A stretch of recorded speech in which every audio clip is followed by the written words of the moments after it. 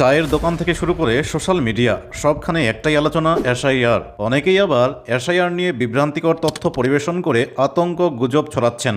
দেখুন, এসআইআর এর পুরো কথাটি হলো স্পেশাল ইন্টার্নশিপ রিভিশন। এটি ভোটার তালিকা সংশোধনের একটি বিশেষ আইনি প্রক্রিয়া। এটা কিন্তু কোনো নতুন জিনিস নয়। 22 বছর আগেও 2002 সালে পশ্চিমবঙ্গে এসআইআর হয়েছিল। দেখুন, প্রতি বছরই ভোটার তালিকায় একটি বিশেষ সংশোধন হয়, যেটা বিএলওরা করে থাকেন। এটাকে বলা হয় স্পেশাল রিভিশন। কিন্তু এবারে এই স্পেশাল আর রিভিশনের মাঝখানে একটা নতুন শব্দ ঢুকেছে, সেটা হচ্ছে ইন্টার্নশিপ, আর যেটার জন্যই এত আলোচনা। এখন প্রশ্ন হলো, 22 বছর পরে এসআইআর করার দরকার পড়লো কেন? এর অনেক কারণ আছে, তবে প্রধান কয়েকটি কারণ হলো, দীর্ঘ 22 বছরে ভোটার তালিকায় বহু এমন নাম যুক্ত হয়েছে যাদের একাধিক জায়গায় নাম রয়েছে। নিয়মিত সংশোধন প্রক্রিয়ার পরেও বহু মৃত ও অন্য স্থানে স্থানান্তরিত ভোটারের নাম তালিকা থেকে বাদ পড়েনি। 22 বছর ধরে এই সংখ্যা বিপুল আকার ধারণ করেছে।